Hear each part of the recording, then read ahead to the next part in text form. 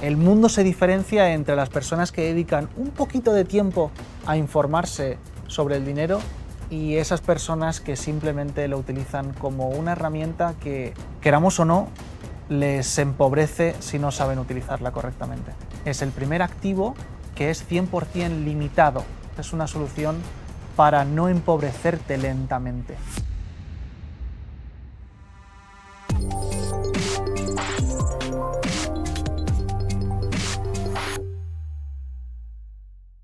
Nacen de una forma muy curiosa a través de un seudónimo desconocido, una persona o un grupo de personas que se le llama Satoshi Nakamoto, en el año 2009, el 3 de enero de 2009. Y a raíz de ese día empieza a funcionar una nueva red a la que llamamos Bitcoin. Todos los activos que tenemos en el mundo, todas las opciones en las que nosotros podemos depositar nuestro dinero, digamos, existen dos formas. Una de ellas son activos financieros y otra de ellas son activos reales.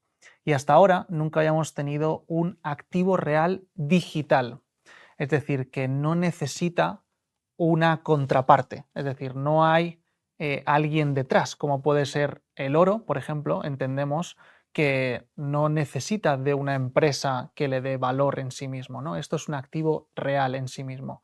Un activo financiero sí depende de una empresa, como pasa, por ejemplo, con las acciones de Google.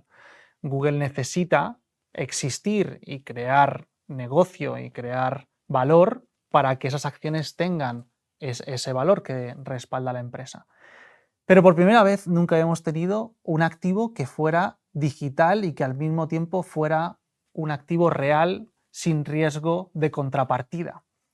Esto es extraño para la humanidad, pero cambia diferentes cosas que hasta ahora no habíamos tenido la posibilidad de disfrutar, como son un activo que es limitado, es decir, todas las cosas que existen en el mundo se pueden crear más. Nosotros podemos fabricar más sillones como este, podemos encontrar más oro, podemos fabricar más moneditas, podemos fabricar muchas cosas, pero no podemos hacer más de 21 millones de Bitcoin. Es el primer activo que es 100% limitado. Y eso, si todo el mundo que nos esté viendo conoce lo que es la oferta y la demanda, si tenemos una oferta rígida, una oferta inelástica, una oferta que no se puede modificar, y hay una demanda que quiere eso que es limitado, pues solamente puede modificarse por precio. Eso nunca había pasado en la historia. Todo lo que existe en el mundo igualmente está propenso, o es propenso, mejor dicho, a ser confiscado. Es decir, el dinero que tenemos en el banco puede ser bloqueado, puede ser embargado. Las propiedades que tenemos están en un registro mercantil y pueden ser expropiadas. Cualquier cosa que tengamos, unas acciones que están en un broker, pueden ser bloqueadas, pueden ser congeladas, pueden ser confiscadas de cualquier forma, pero nunca habíamos tenido algo que fuera 100% nuestro, que fuera 100% soberano. Y en este caso, Bitcoin es el primer activo realmente difícil de confiscar. Por eso hablo de la era de la riqueza inconfiscable en mi libro, porque es el primer activo que, si tú sabes autocustodiarlo correctamente, es realmente imposible que se bloquee, es imposible de censurar, es imposible de que alguien te lo pueda expropiar. Y esto nunca lo habíamos tenido en la historia de la humanidad. Hay un gran error en confundir Bitcoin con las criptomonedas. De la misma forma que nos es muy sencillo de entender que no todos los activos en papel son iguales, es decir, no hay unos papiroactivos, de la misma forma los criptoactivos no todos son iguales. Y igual que nos parece realmente fácil saber que un billete de $1 no es igual aunque esté hecho de papel, aunque la tecnología sea papel, digamos, no es lo mismo que el papel que pueda haber en un libro. Ambos son papeles, pero no son de la misma familia, digamos. En el mundo de los criptoactivos es igual, hay muchas diferencias entre ellos y Bitcoin es totalmente diferente a todas las demás criptomonedas por un factor muy importante, y es porque en todos los criptoactivos tenemos siempre una empresa detrás. y eso genera un riesgo de contrapartida, es decir, hay un CEO, hay un equipo de marketing, hay personas que toman decisiones y esas personas pueden modificar aquello que nosotros hemos confiado en que sea de esa forma. Es decir, si se ha dicho, por ejemplo, que un criptoactivo debe tener una oferta de 100 millones y el CEO, por lo que sea, se despierta un día y decide modificar eso, nosotros acabamos de cambiar la parte proporcional que tenemos de esa riqueza y nos acaban de diluir, por ejemplo. O si por lo que sea hay un país que no está de acuerdo con lo que hace un criptoactivo concreto, podría pues encarcelar a ese CEO o podría bloquear a esa empresa o podría ponerle aranceles o lo que sea. En cambio, en Bitcoin no hay una empresa, no existe esa empresa. Es algo muy parecido a Internet. Internet no es una empresa. Internet es un software, es un protocolo. Y dentro de Internet hay diferentes empresas que utilizan Internet para funcionar, como puede ser Google, Apple, Amazon. Todas esas empresas utilizan el protocolo de Internet para funcionar. Y Bitcoin es un protocolo, es un software. Por lo tanto, esas reglas que existen en el protocolo no dependen de una empresa que decida de forma arbitraria cambiar las reglas. Nosotros podemos tener certeza sobre ese activo, la misma certeza que podemos tener sobre el oro. Tenemos certeza de que los átomos que hacen que el oro tenga las propiedades que tiene, que sea escaso en sí mismo, que sea durable, que sea resistente, que no se oxide, que no se deteriore, todas esas propiedades que tiene el oro que lo hacen valioso, sabemos que no se van a modificar del día a la noche, porque la propia materia, las reglas del universo no se modifican porque alguien decida que eso sea distinto. Y pasa algo muy parecido con Bitcoin. Las reglas del protocolo de Bitcoin no dependen de forma arbitraria de una empresa o una persona que decide modificarlas. Hay muchas personas que ven Bitcoin como un activo especulativo y la realidad es que si hubiera más especuladores en Bitcoin, probablemente el precio fuera menos volátil. Cuantas más personas miran a futuro, ya que esa es la definición de un especulador, es tener la capacidad de ver en el tiempo, digamos. Y al final, si nos ponemos estrictos con la palabra, todos especulamos de una forma u otra, tanto la persona que está en el restaurante, que tiene un negocio y que tiene que especular en que mañana vendrán a comer X personas y tiene que comprar una comida para darle de comer a esas personas y efectivamente está especulando en que podrá llenar la sala y dar de comer a todas esas personas. Si no hubiera especulado correctamente, no tendría comida suficiente para darle de comer a todas esas personas. Eso es la especulación, tratar de ser certeros ante lo que vemos a largo plazo. Y cuanto menos conocemos de algo, más especulativos somos. Cuando conocemos más sobre aquello que hacemos o sobre aquello que decidimos, tenemos la capacidad de acertar mejor. Entonces, la mayoría de personas tratan de ser muy especulativos con Bitcoin porque son muy desconocedores de lo que realmente da valor a Bitcoin. Cuando tú conoces sobre cualquier activo, el riesgo se disminuye. Pasa algo muy parecido, y me gusta siempre poner este ejemplo, a un piloto de avión. Si yo piloto un avión, el riesgo de que nos estrellemos es altísimo porque yo no tengo ni idea de cómo se pilota ese avión. En cambio, si lo hace alguien que lleva 25 años como piloto, el riesgo es ínfimo. El avión es el mismo, el trayecto es el mismo. El activo en sí no cambia que sea mayor o menor riesgo, sino quién utiliza ese activo, qué conocimiento y experiencia tiene sobre ese activo, y eso hará que tenga un mayor o menor riesgo en las decisiones que tome con ese activo.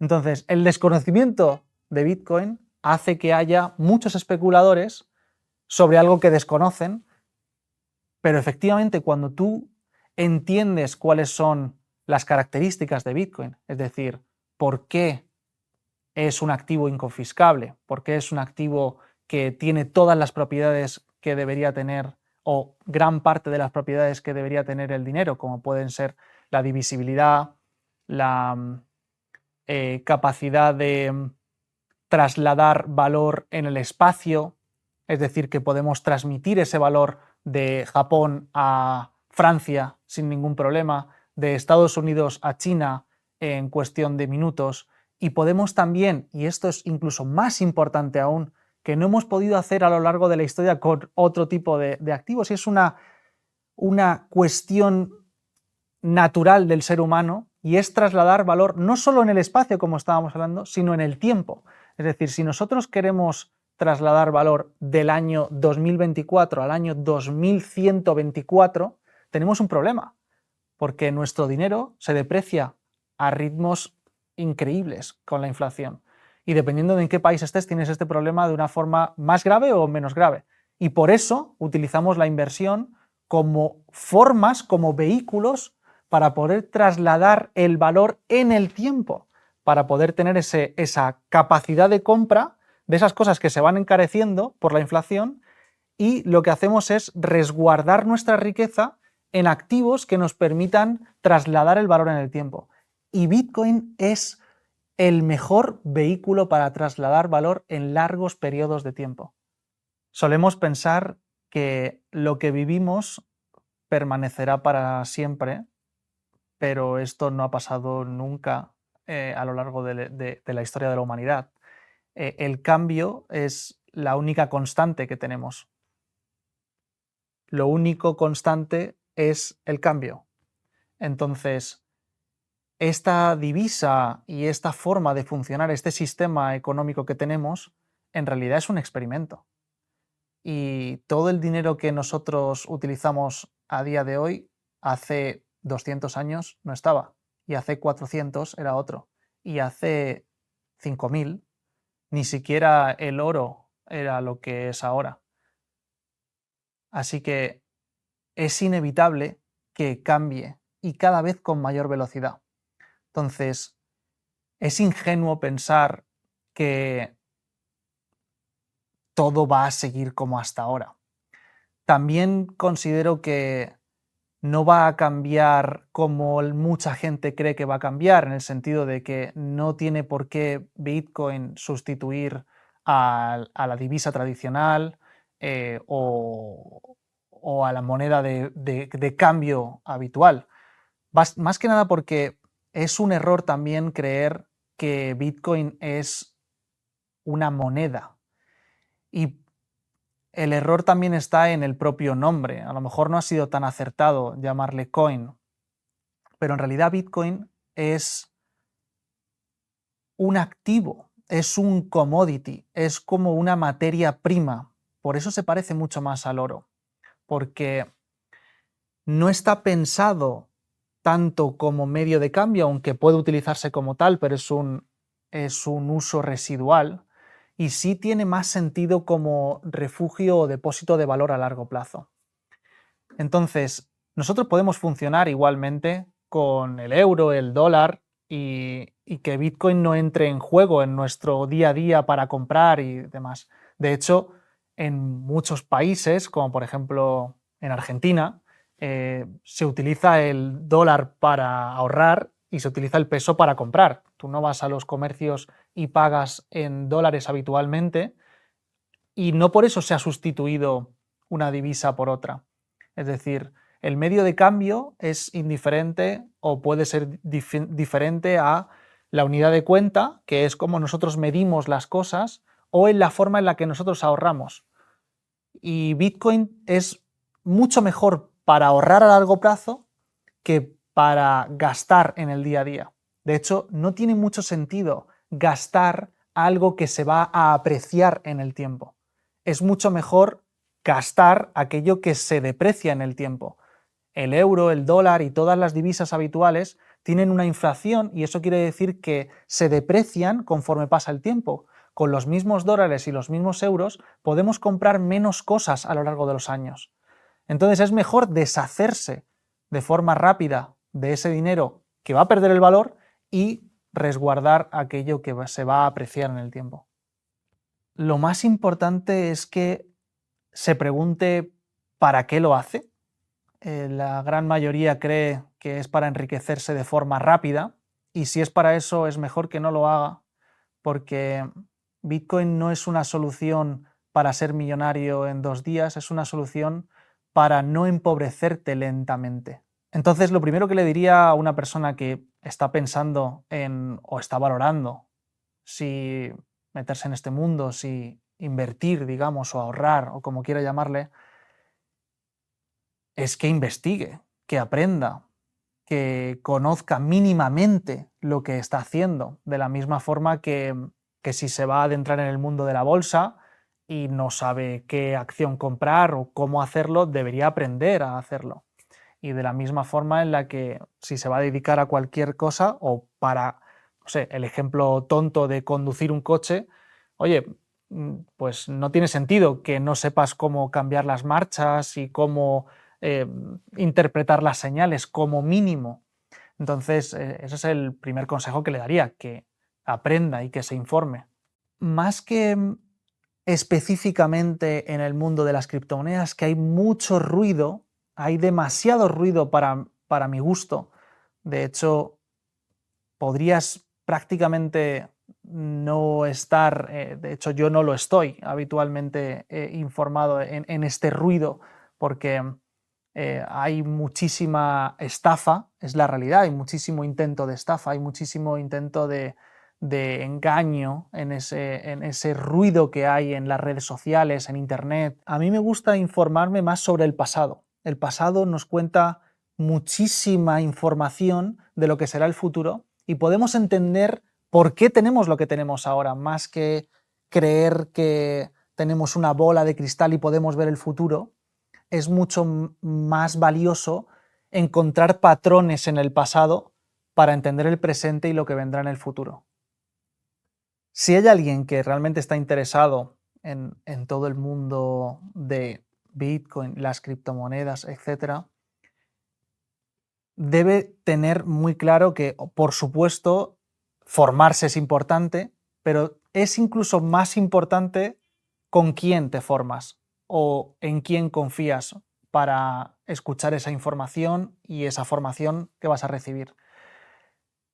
Cada vez hay más gurús que creen que por llevar, no sé, 3 años, que es complicado también llevar muchos años en este mundo porque nació en 2009 y no son tantos años los que han pasado desde entonces, pero si además de conocer ese ámbito en concreto tienes otros expertise como entender de historia, de geopolítica, de otros ámbitos relacionados con la inversión o de economía, esto te da una visión, una foto mucho más amplia, una panorámica que no es únicamente de ese ruido relacionado con la actualidad y las criptomonedas, sino que ya puedes entender mucho mejor cómo funcionan y cómo poder tomar decisiones mejores. Entonces, si consigues encontrar un lugar donde puedas aprender de todos estos ámbitos, sea en mayor o menor medida, sea más profundo o menos, pero que al menos tengas esas nociones mínimas para poder evaluar lo que vas a hacer muchísimo mejor. Durante toda nuestra vida dedicamos aproximadamente unas 100.000 horas de nuestro tiempo a trabajar por dinero. Y qué menos que dedicar unas horas de ese tiempo, ya no te digo ni un 10% de ese tiempo, a entender sobre el dinero, a entender cómo funciona el sistema en el que estamos económico, cómo funciona la inversión, cómo funciona eso por lo que trabajamos cada día, por lo que dedicamos tantas horas. Así que el mundo se diferencia entre las personas que dedican un poquito de tiempo a informarse sobre el dinero y esas personas que simplemente lo utilizan como una herramienta que, queramos o no, les empobrece si no saben utilizarla correctamente.